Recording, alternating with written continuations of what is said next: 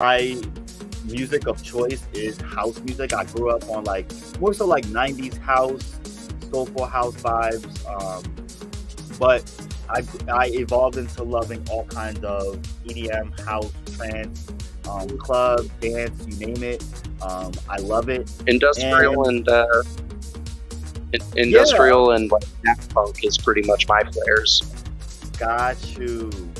See, like I So you got want that funky flow, but you also got that hard floor pounding at the same time. right. Like I wanted my music to be a balance between like the light, soft stuff and the heavy hitting stuff. So I'm trying my best to, establish that. I think Welcome you're doing that. everybody. I think so, and I'm getting there slowly but surely. I think people will see that. Hope everybody is enjoying themselves this evening, this morning, wherever you're at. If you're watching now or you're going to be watching later, appreciate y'all. Appreciate the love. You already know what it is. Pinkies up, y'all. Pinkies up. I'm joined by co-host Dora today. What's going on, my love? Not much. Just grooving to your tunes, man. It's good stuff. Appreciate it. It's Pinkies Up all day, every day, y'all. It's time for tea. I'm your guy, John Tell, joined by our co-host tonight, Dora, and we're back with another webisode. We really don't have no tea. We just dishing whatever is on the dome because here at Tea, sometimes we just provide commentary, pop culture, politics, music, and things like that. Because nothing's off the table. Things can get spilled when you don't censor a dish. Y'all already know we're here to be true, authentic, independent media. So what Kool-Aid are you drinking? Because we've got some tea for you today. I do want to go to a couple of headlines of some news really quick, just so we can talk about some things that are going on around the world. And this is more specifically in our country. But let's go ahead and get into it quick.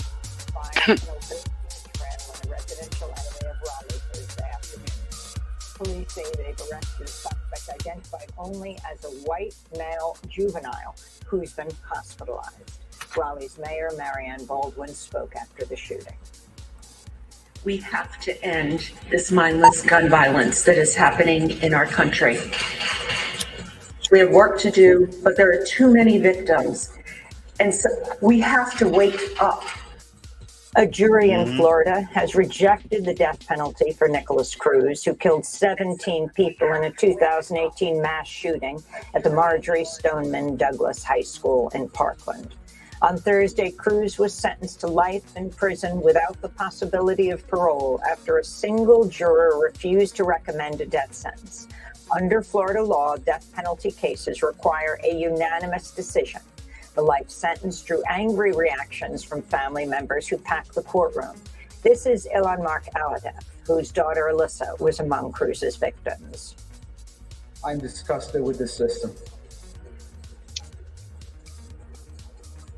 That you can allow 17 dead and 17 others shot and wounded and not give the death penalty. What do we have the death penalty for? What is the purpose of it? Some Parkland survivors were against capital punishment. Cameron Caskey, who was 17 and a junior at Marjorie. Hold on. So what's your thoughts on this? This is actually the first time seeing of this. Really? Yeah. See, that's I a good work, thing about news and doing a lot of work lately, getting a bit. right. See, that's what we're here for, is to inform. There's lots of stories that I'm sure you get wind of that I don't, so vice versa. But like, what's your thoughts on this? Well, it's a hard one. Culturally speaking, like I follow the heathen culture and faith and everything, and in that faith, there were punishments that were capital punishments. They took extreme measure. Personally, I'm along this thought process of if you kill somebody, they don't learn anything. But then again, if you keep them locked up forever, they have no capacity to grow either. And the rehabilitation is possible in almost any aspect. And a lot of these trauma, there was a guy who did a study, took brain scans of a bunch of sociopaths, figured out what, defined them as sociopaths, and then took a group of students and included his own brain scan in this as kind of a test subject group. And in that group, he discovered one of the people in there was a sociopath, right? And he's like, oh my God, I found one right here, right out there in the world. And it was his own brain scan. And ultimately, in the end, his family, when they described him, was like, he seems fairly okay, but he never really smiles. He's not exactly happy. He seems content, though. You know, he's kind of a quiet person. And it changed how he thought about sociopathy very dramatically, because he realized that a lot of it does come from not just the brain chemistry, but also environmental impact and personal choices. And all of those things can be rectified with therapies. And, you know, like, yeah, sure, 20 years to figure it out. If you manage to convince the shrink in that time sufficiently enough that you are not a danger, you can try society. Try it. Keep an eye on you. Make sure you're okay. And once you're clear that you're good, you're good. Let people continue to be productive members of society. That way we stop getting in capitalist prison systems. Killing them ain't going to teach nobody nothing. We need a whole different approach to, of course, not criminalization, but rehabilitation. That's the bigger aspect of this, and at least that's when it comes to the whole death penalty thing and what the end clip was talking about. But the beginning clip was talking about these shooters also. So, like, what do you say about those? I didn't quite catch that beginning clip because those people are not the people. The music was going a little loud. In there, I couldn't quite catch what was being said, so, and kind of segued into the other one. Thought it was related, actually. So they are. Because, like, okay, so the Parkland shooter, for example, the Parkland shooter, a lot of people, yeah, you still there? Yeah. The Parkland shooter, a lot of people would think, you know, should get the death penalty and whatnot, and not innocent Black and brown people who typically do get the death penalty, and it's proven they're innocent, and yet they're still on, you know, the chopping block for a death penalty or kept behind bars for years. So I think it has to do with classism as well, because the more money that you have, the more likely you are to get a lesser sentence or get off of death penalty, to advocate for you and whatnot. So I think that plays a big part in it. In court. If you've ever actually sat in court, they always say with the penalties, it's an and or. Oh. Meaning the fine is an option. We could just fine you. But you never see the fine happen except with people who can just pull out the wallet and hand it on the spot kind of thing. Right, exactly. Like Elon gets the fine. Right. Elon could probably get away with driving his freaking crazy self-driving Tesla through freaking Times Square, clear out 30 people, and have to pay some $100 billion. For all we know, you were already doing the same thing. Oh, your car drove through these people. You're responsible. Go to prison. He could have directly already killed 50 people and we would never know, because he's got a whole, he's worse than Trump. He's got all kinds of lawyers and whatnot and all the money in the world. He's probably already killed people. He's probably literally killed people and kidnapped them. Who knows what kind of torturous things he's doing in his business. I used to look at Elon Musk and go, that man's Tony Stark. Right? Oh, yeah. Right. Now, the more that I watch and the more that I listen to his words, because he's very specific when he speaks. He thinks about what he says. Right. That ain't Tony Stark. That's fucking Lex Luthor, man. Oh yeah. He's outright told us these are the things you need to worry about. If you do these things, here's the problems you're gonna have. And he said it with the AI. He said it with the automated technology. He said it with allowing people like him to accrue the power that they've got. He point blank said is like, look, I'm making changes in your society. I'm automating things and then selling it so cheap that companies are forced to have to take it, which means you're going to have people who have no jobs. If they have no jobs, how do they have money to pay for the things? So either you have to give a stimulus or eliminate money. These are your options. He's holding the world hostage and giving demands, and people aren't even paying attention. He's like, I'm going to show you. He flat out said, I'm going to show you how the people create a dictator. Thankfully for all of you, I am benevolent. That is a quote from Elon Musk. Like, speaking of money and speaking of jobs, we're gonna get into that in a moment after the break. But I did want to bring up another thing really quick because with the death penalty, lethal injection, for example, Meg was telling us on the episode that we did with this guy that we'll get into in a little bit.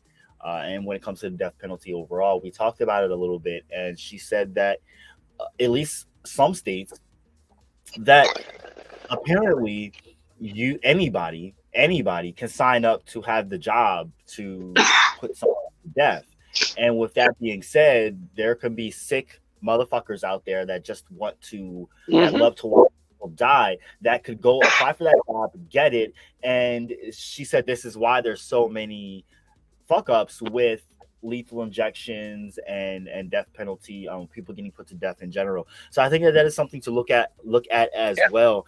And that's something we're going to get into in a moment, and then we'll talk about money and jobs, because that's something I want to talk about a little bit too, right after the intro and this break. So stay tuned.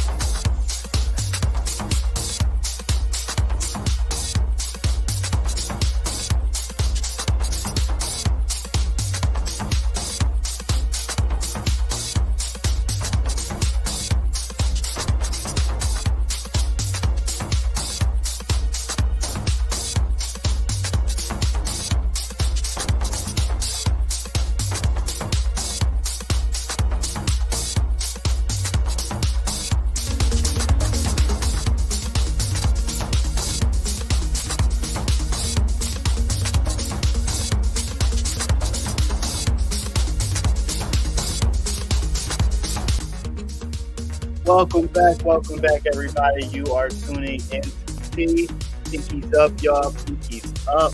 We are joined by a guest, Dora, via Augur Media. Thank you for joining us, Dora. Thank you for having me on.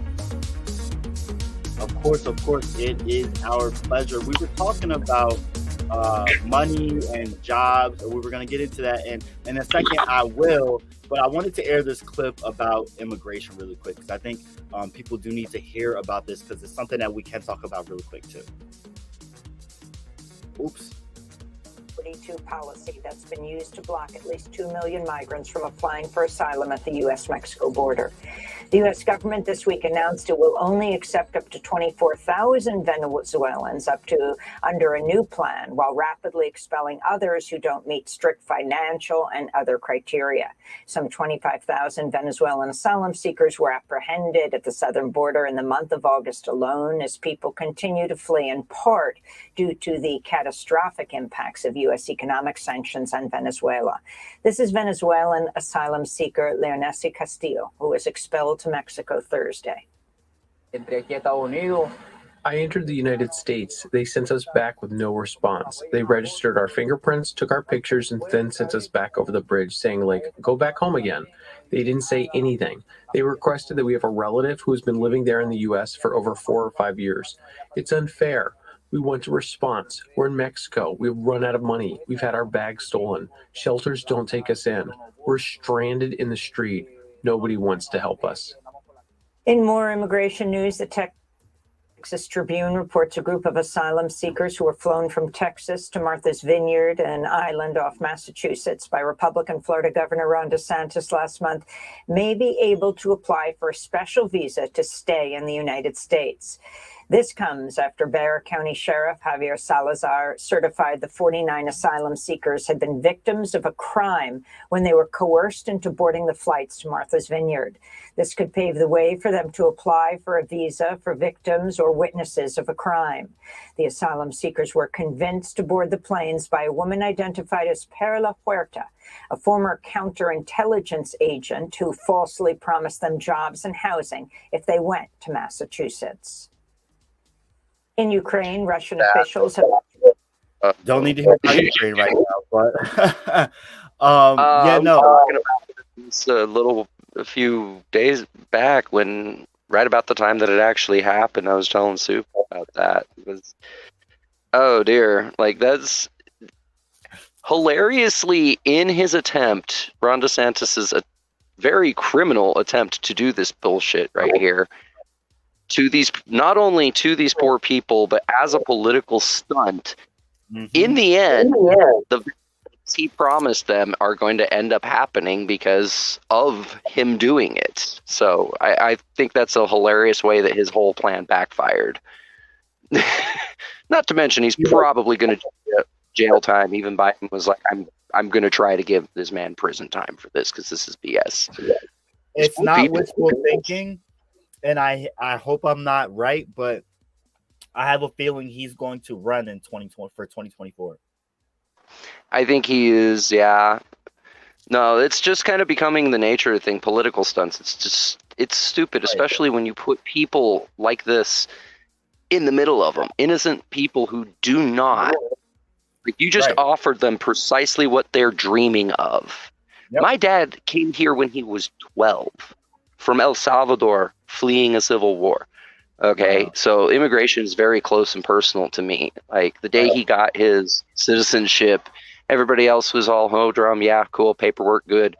He picked up the cute little American flag, plastic flag that they gave him, little 25-cent thing, and just like started waving it around like an idiot, grinning from ear to ear. He was so happy, you know, like it is a very important.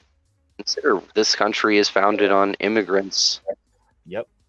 And conquerors, sadly, but the Puritans were kicked out of England because they were too uptight. When I think of this, I think of how we're directly impacting.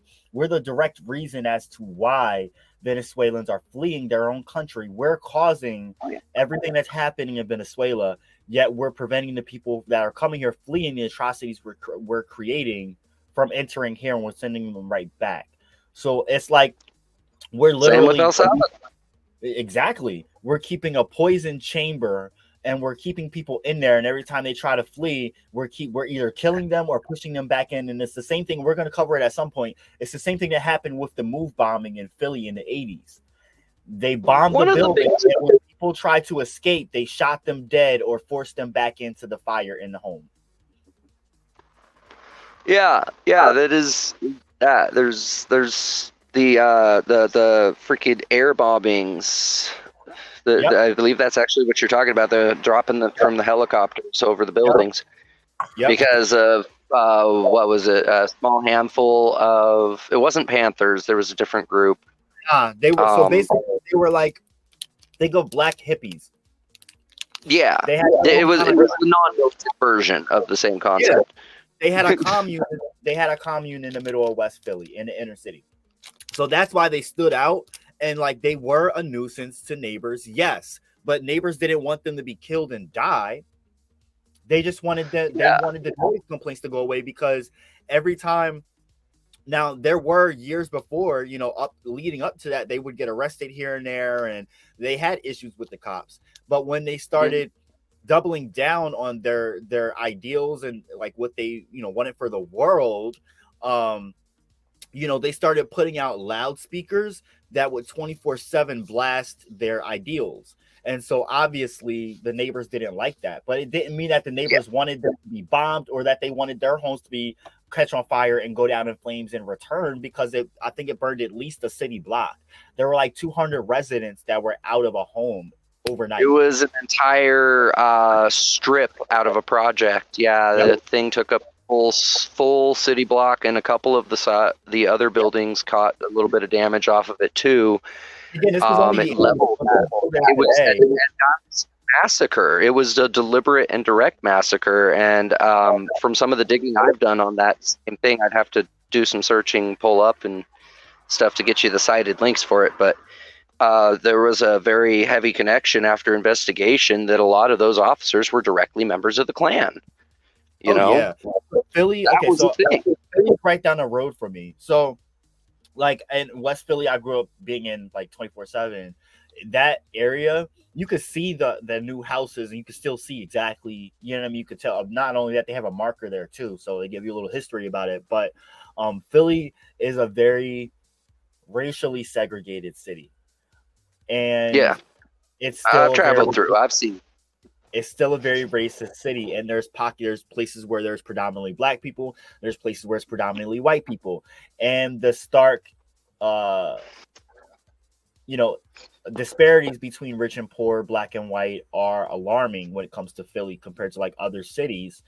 And when it comes to at that point in time in Philadelphia's history with the police and the police department, the commissioner, the person who ran the police department, was very racist, and he set the tone. There was a black mayor at the time, but the black mayor really didn't have any say. He was essentially a puppet. But Frank Rizzo is a symbol of, he's what Christopher Columbus is to the US, Frank Rizzo is to the United States, to Philly, in a sense of like racists, and take his statue down and like what he stood for and stuff. And the move bombing was kind of like, for the black community, that's what set the precedent of like black people having enough of him, because he terrorized the black community his whole career. And white people defended him because he gave a huge law and order narrative that especially Italians in South Philly felt really comforted by. And you know, a lot of his rhetoric was very, very racist. And a lot of even today, I'm pretty sure there's got to be police gangs in the Philly Police Department when it comes to like white officers, but it's not anything that they're going to talk about. Everyone wants to focus on LA. It's been documented. The FBI's been ringing. And just because we have, just because Philly has a woman, a black woman, or a woman of color commissioner, doesn't change the fact that there's still stuff going on in her department. Period. They can put in whatever talking puppet they want to. It doesn't change the fact that there's corruption, there's bullshit going on. You know, that's the kind of stuff that people need to be talking about. Well, it was like former Mayor Ed Lee in San Francisco. The Asian community thought they had somebody with him, and then as soon as he was in office, every one of them sat there and went, "Oh, that's not an Asian. That's a white man in a wig." Yep. What? Yep. I'm just like, damn. Okay. And that's how we ran it. Like, it was horrible. Like, especially for the Asian community. Like, he did a lot of stuff that really, really screwed them over. And that's one of those things. Is another one of the cities that you don't really realize it, but it is very, very racially segregated. Oh yeah. The black people all live in the Mission and Dogpatch. The Hispanic people live at the end of the Mission. Like, you got the Asians are in Chinatown and over in Japantown, and then the white people have the Sunset, and like that's how it is. And you stay in your neighborhoods. Yep. You know, like it was every weird. place has that to some degree, but in a lot of different places, it's like super, super exaggerated. And I don't know much about San Francisco's demographics when it comes to neighborhoods right off the top of my head like that, but I can definitely compare it to Philly and say it's very, very similar in the same way. But it's Philly, to the extent that you can tell when you slip from the white poor to the black poor to the Hispanic poor to the Asian poor. Like everything visually changes in the course of crossing the street. I was just gonna bring Even that up. the people on the sidewalk. Like, I've seen what happens when kids from the Fillmore happen to go into the wrong neighborhood, and they stand out because everybody there is white, and all of a sudden there's gunfights happening, and the black kids are just going to the corner store trying to get fucking better food than what they got at theirs. Right. You know? There's a term for that. Like, For stupid. the line. San Francisco plays, but it is a racist as fuck city. I lived there for a decade almost. I let me tell you point blank, it is racist as fuck there. And they're really good in West Coast about hiding it. There's a term that they kind of unofficially have that refers to, I think it's St. Louis, where there's like a boulevard where on one side it's poor and black, and on the other side it's middle class and upper class white. And it's been that way for decades. And this boulevard has always been the unofficial boundary to keep people redlined. And every major city has it. In Philly, you have City Line Ave, which is one of the best areas to show that marker. On one side, on the southern side of City Line Ave is West Philly, and it's poor and black. On the northern side of City Line Ave is not Philly at all. It's like Bryn Mawr, Bala Cynwyd, and the start of the main line. And those areas are wealthy white. And City Line Ave has always been that boundary and kept it that way. But then there's also the train line, known as the main line, which really segregates it because, crime really didn't and hasn't permeated across the boundary of the rail line. And that's another thing really quick I want to talk about is like, there's always been unofficial boundaries to use to redline people and keep them in communities, whether it is train lines have always been one, highways have always been one. Which side of the track, which side of the freeway, which side of the river. People don't think about what that actually means and where it comes from, but it's so true. And there's a lot of history behind that. Transportation lines also, because if you can't get bus lines under how they have like low clearance train lines that go over roads, and buses don't have access to get underneath those train lines, under the roads that go underneath them. They can't get them because the clearance is so low that prevents whole neighborhoods that are usually redlined communities from being able to get access to bigger areas to get to work, for example. So that keeps them in perpetual poverty, for example. People don't realize how they use city topography to do that too. If you've ever noticed, the higher the elevation your house is, the more money you have. Both in a building and when it comes to the physical hills in a town. Right. Think about it. The rich people look down on everyone else. Always. And you notice it's always usually the northern side. Yeah. And there's a history behind that. White people always felt they need to be closer to God, follow the North Star, so they always settled to the north of town. They always wanted to relegate black and poor people and people of color to the south. They're beneath them. But then also you go back to like Europe, and the history goes like, think about the industrial age, coal plants and factories and industries. The smoke always went west, I believe it is. So like you always had poor people Depending on which seaboard you were on. Right. You always had poor people living underneath the smoke and the smog, whichever the wind would blow. Yep. And the smoke would go is where the poor people would sit. So there's a lot of history behind that too. A lot of people don't necessarily realize that there's reasons behind why redline communities are where they are. One of the interesting things that I've discovered, at least in the modern, more recent decade, used to be, if you recall, the big conspiracy theories have always been about secret societies, right? And one of the interesting things you've been hearing is there aren't any secret societies, because the secret societies have been kind of open and public for the last few years. And the hubris is just astounding, because they are literally pulling supervillain monologues explaining their whole plan right to our faces if we know where to look. Yeah. And they're outright discuss, like the World Economic Forum has gotten to the point where Klaus Schwab, who is in reality the world's most powerful man, in my opinion, explaining the entire process exactly as we are right now as part of the entire structure and plan, because in order to keep the people under your thumb, you have to have them in these positions, because and he starts going to the point, it almost sounds like a hippie for a second, talking about vibrations and things. And he's speaking the truth right there and publicly broadcasting it. The hubris. So you're putting out terms that remind me of Tesla. Because Tesla was all about vibration. Tesla was all about connecting people, informing people. They knew that. Every time I talk about Tesla and think about Tesla, I get so angry and I want to cry, and this is why I talk about everyone that has things in their mind and ideas or thoughts, get it out. Tell people, tell someone, because we never know the next inventions that would be lost because someone died or they didn't get the information out.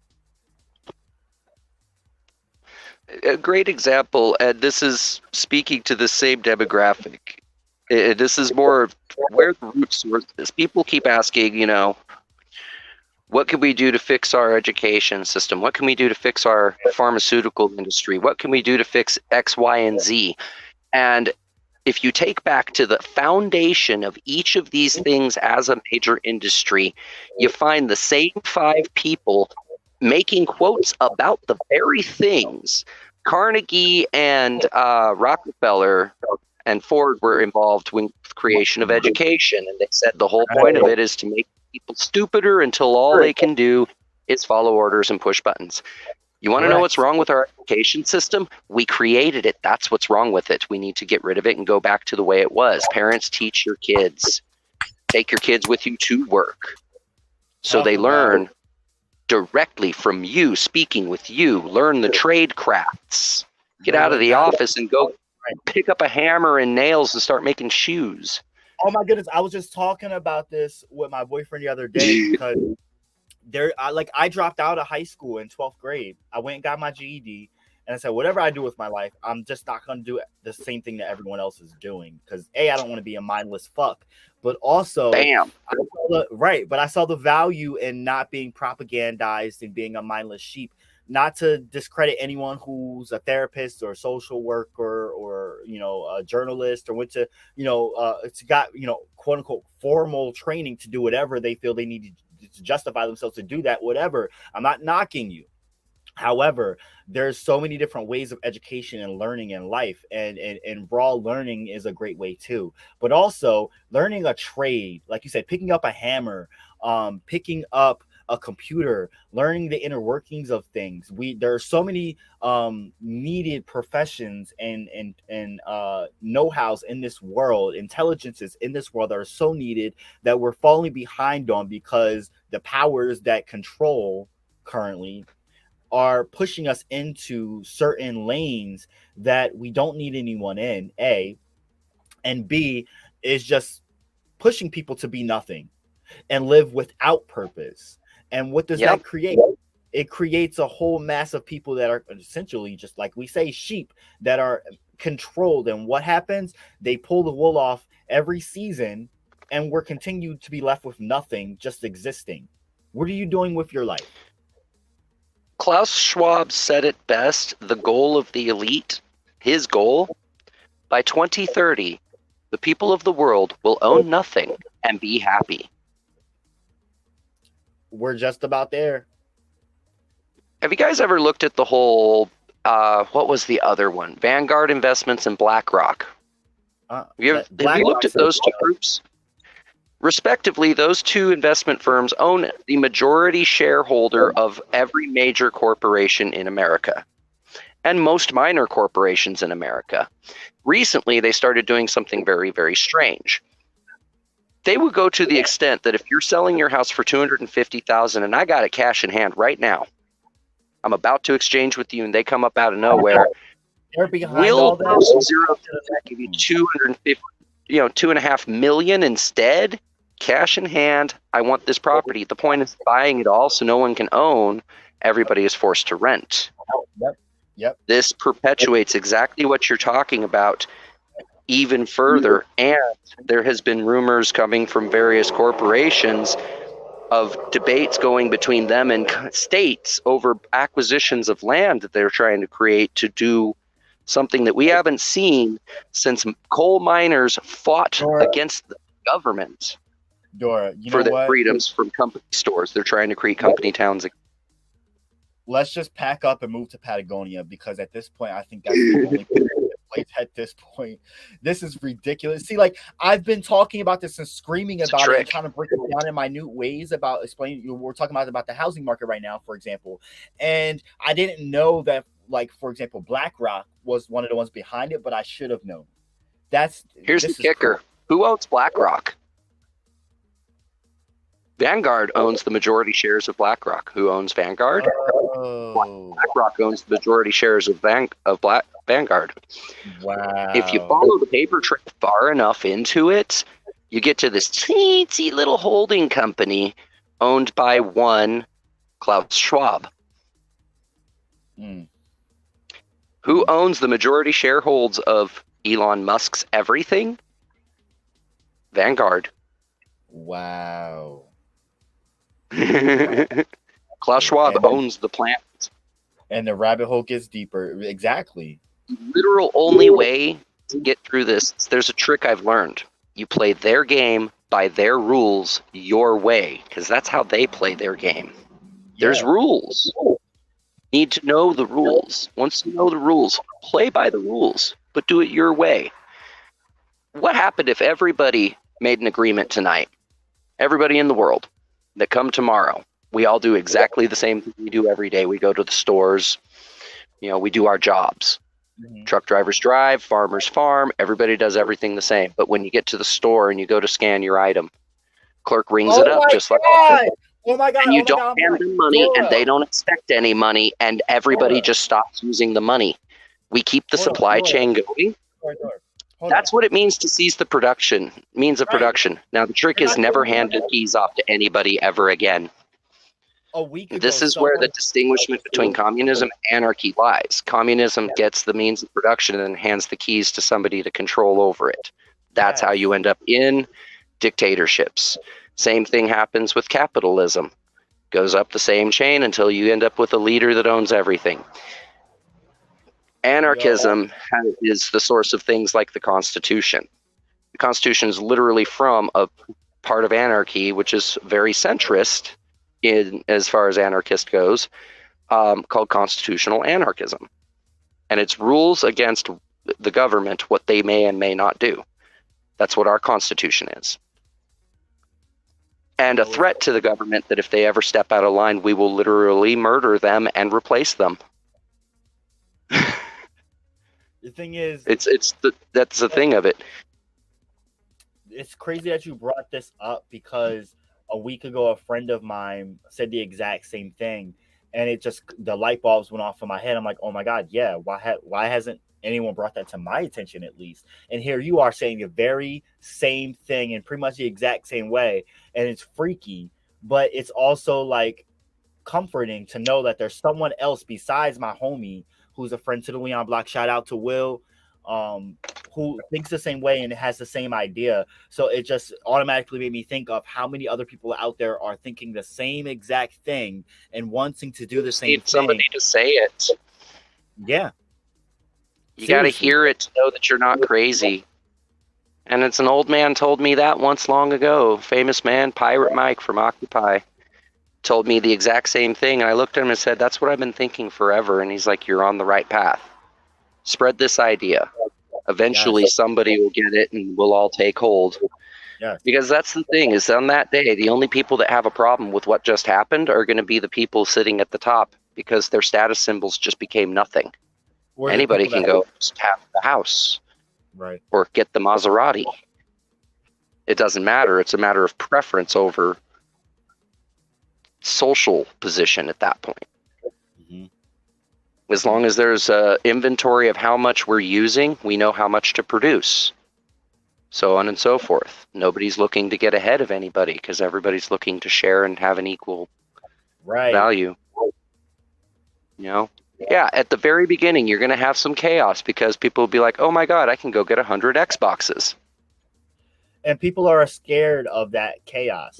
That's the thing. That chaos is temporary as long as you keep your cool. Thank you. And it's not like people haven't thought about how we can get through this and navigate this storm. Like not even that, but time immemorial, this has happened already.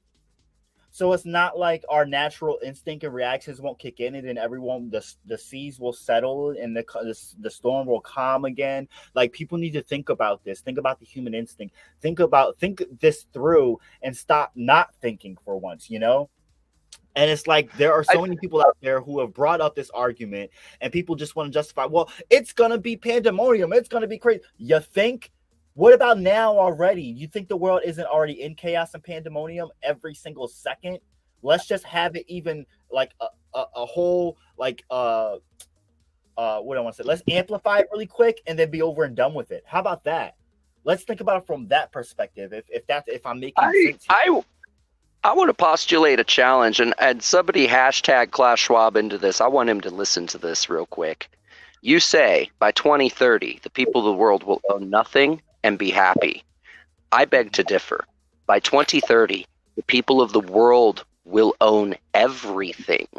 Talk about it. And be happy sharing it equally. And that does include you, my friend. You'll have just as equal share as the rest of us. Look, please pull your weight. Go make a garden. World War III is spiritual. I keep saying it. World War III is spiritual because it is. It's about. I believe the prediction that we don't know what World War III will be fought with, but we know World War IV will be sticks and stones is accurate, but I think for a different reason. I can agree with that. I can agree with that. I think the powers that be, because they control the war machine, I think they're really trying to roll the dice a couple times and see what scenario sticks that the masses are going to roll with and believe. And the war on Ukraine didn't work. It largely did not humbled. I'm going to be a nerd for a second. I play Dungeons & Dragons. I've been DMing for like 16, 17 years now, and I'll tell you something. I've seen some kids with some hot 20 streaks, man. Unnaturally good for a while. Eventually a 1 comes around, buddy. You're right. Yo, shout out to and Matt. I'm pretty sure they're staring at their dice right now, hoping that the DM's not looking. The war in Ukraine. A beautiful fucking thing about it is the fact that, yes, Russia is absolutely wrong in what they did. But at the same time, Russia said something that everybody threw out the window. They said that there's a problem with this group that showed up around 2014 after a bunch of U.S. people came in, paramilitary groups, and trained a bunch of civilians in Ukraine. There was a problem of white supremacy popping up, and they were attacking a bunch of people in eastern Ukraine. Well, this is a very fact. The very group is now known as Azov Battalion. I posted a picture of Azov Battalion standing there with the President Zelensky, and Facebook hit me for fucking promoting Nazi propaganda. The whole article was about this is a group of Nazis. Literally, part of their requirement to be Azov is you are a Nazi, supported by the government that we are supporting. We are currently the Axis, if we use World War II terms. And this is scaring the shit out of me. And the sad part is, what's the one thing that Russia has ever and always attacked as soon as they fucking see that it exists? Nazis. They do not tolerate Nazis. You're right. You're right. Why do you think Russia's been pissed off with us since the end of World War II? Well, there's a thing called Operation Paperclip. Operation Paperclip. Russia seized a bunch of Nazi scientists, tortured them to death, and stole their science. Talk about it. America captured a bunch of Russian science or German scientists, Nazis, gave them jobs, pardoned them of their crimes, and put them in positions of power where they're not necessarily generals in the government, but they have the power to control them. I think there's a big Russia went and said, "The fuck." Why is America's predominant ancestry German? Here's what for you. Until we actually got into the fight in World War II, there was an active Nazi party here in the United States, and they almost won the fucking presidency. The war stopped them. In the last few days before the elections, when we were getting into that war, they had the polls until we got in. And as soon as we got in, the anti-Nazi sentiment kicked, and the polls dropped to almost nothing. They lost in a landslide caused by the war. I can't. How much of that was deliberate, though? Like, who even knows? Like, the puppet masters have been pulling the strings since the Babylonian era, and you can literally trace it genetically.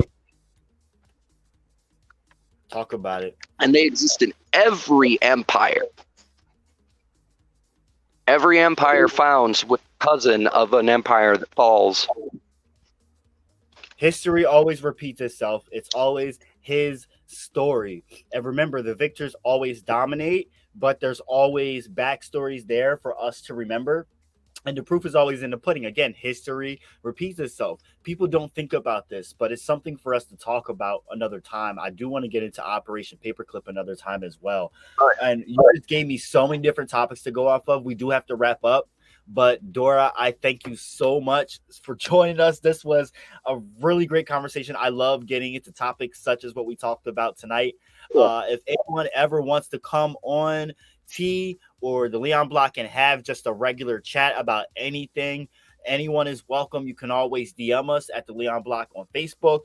You can email us at theleonblock@gmail.com or just text us at 484-909-0873. We love hearing from everyone. It's been a pleasure having you, Dora. I just want to let everyone know, share this stream, set your notifications so that when we do go live, you will be alerted. Thank you for tuning in. We love y'all. Make sure you meditate on your path, celebrate your being, liberate your spirit, and educate yourself. I'm John Tell. Have a good one.